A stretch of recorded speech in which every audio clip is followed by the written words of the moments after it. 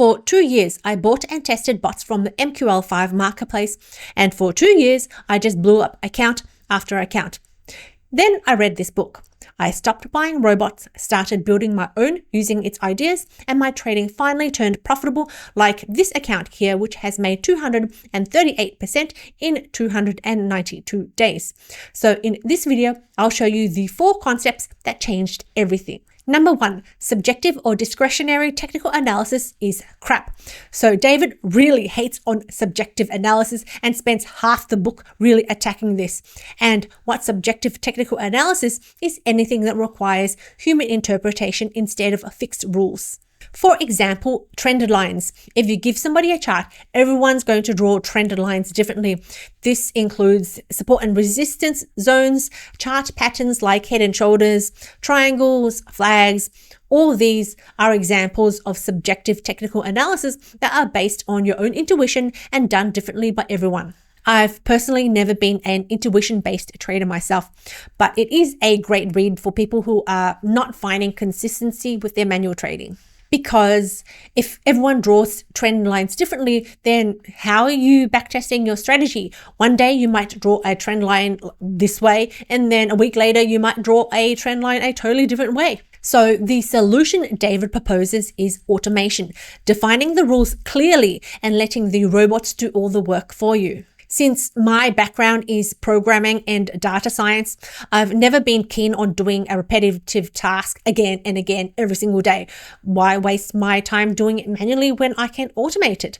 Then I don't have to stare at the screen all day, and I know the program is going to place trades based on the rules coded up by the logic. There's no intuition.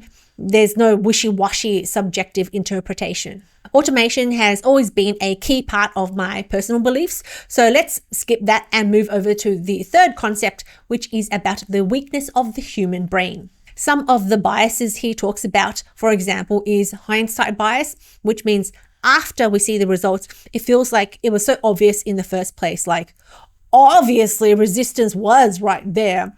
You only noticed it because price already reacted. By the way, if you're a good trader, Darwinex Zero is a great platform that rewards good traders. You get a simulated account to trade and earn money from your trading. There are 4 different ways to make money in Darwinex. There's the silver stage, where you can get between 30 and 375k in allocation, and you can keep it for 3 months. Next, you've got gold stage, where you can receive up to 500k in allocation and keep it for 6 months. Next, there's investor capital, which can get into the millions and millions of dollars. And now there's optional boosters, which is between 25k and 200k in allocation. And these 4 different options are stackable, so you can get silver, gold, investor capital, and boosters all in the one account. I am personally trading on Darwinex Zero and am currently managing 125k in Darwinex Silver allocations, and you can use the code Lisa when signing up for a discount with them. Next, we've got confirmation bias. Here you have an idea in your mind and you're looking for evidence that supports your belief, and you tend to dismiss or ignore contradictions to your belief. For example, you remember winning trades and you forget the losing trades. You are basically filtering out data emotionally. Then there's survivorship bias, which is a huge one, especially in the algorithmic trading space for commercial expert advisors, because what you're seeing on the MQL5 marketplace is all the commercial advisors with a long track record or that are new, because all the ones that died along the way, they no longer exist. They are now hidden. So this is one of the key things I noticed when I spent 2 years trading commercial robots from the MQL5 marketplace. I would trade a robot and then it would blow up and then it would disappear totally from the marketplace, or it would be replaced by a totally different account. Next, there's pattern recognition bias, because humans, our brains are wired to see structure in randomness. We look at a cloud and we'll see fluffy bunnies or horses. So in trading, we see head and shoulders patterns, trend lines, support and resistance zones everywhere, because our brains are designed to see patterns. David conducted an experiment making up random charts with random data, and there are times where trend lines, head and shoulders, and support zones appear in random data. Next, this one is not a bias, but I will include it here because it is an important concept, and that's sample size neglect. So too many people will make decisions based on 1 to 3 months worth of trading or about 10 trades. These are small samples and they can be purely dominated by luck and are mostly just noise. Real data is thousands and thousands of points big. So for me, when I run my own experiments, I use tens of thousands of strategies and millions of trades. I don't make decisions based on 20 or 100 examples. Now, the last two concepts I'm going to group into one because they are very similar. This is overfitting and data mining bias, which is super relevant for algorithmic traders, especially those that use software to create strategies for you like Strategy Quant X. The problem with Strategy Quant is that it is super easy to use. All you have to do is click a button and make 1,000 strategies in a matter of minutes. However, most of these are going to be overfit, which is a fancy term for the backtest looks good and very pretty, but when you take that strategy and you trade it on a live account, it's going to lose money. And David proposes 4 different ways to combat overfitting and data mining bias. The first actionable step is using small amounts of data to build strategies and large amounts of data for the test and verification stage. So I recently performed an experiment to confirm this concept for myself. Over 222 strategies where I tested the effectiveness of this rule, and I found the difference between using small in sample and large out of sample versus large amount of samples.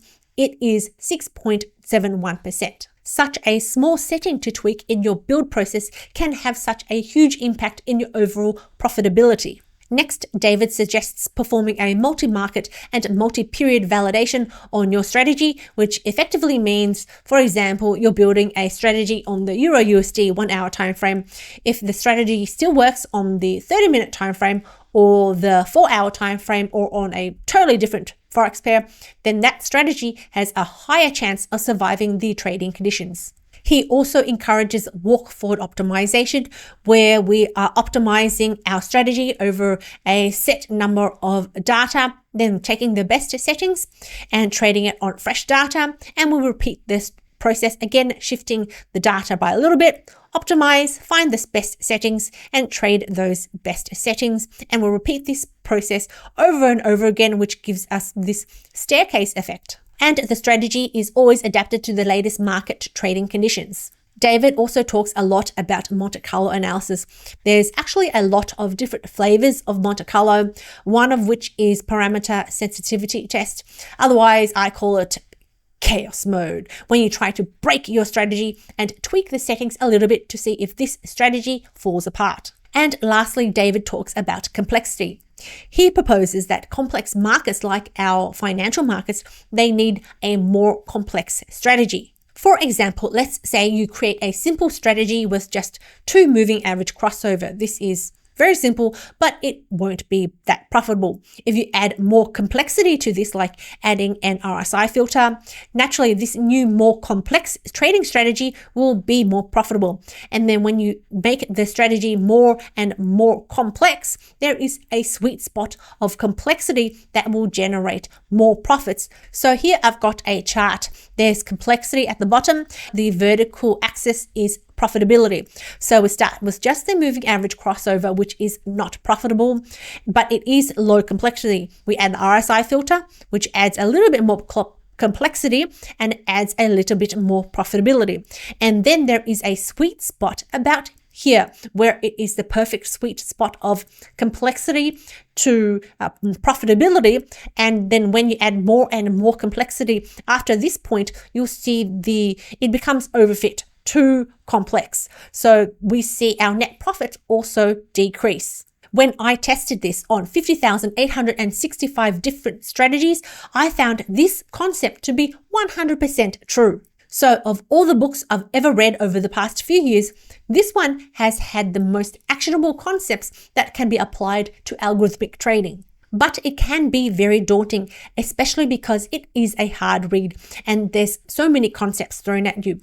But the biggest leverage, the one thing that you can do that will have the biggest impact to your trading is using small in sample and large out of sample. So watch this video next where I show you my detailed experiment that proves how profitable this one tweak can be to your strategy building process.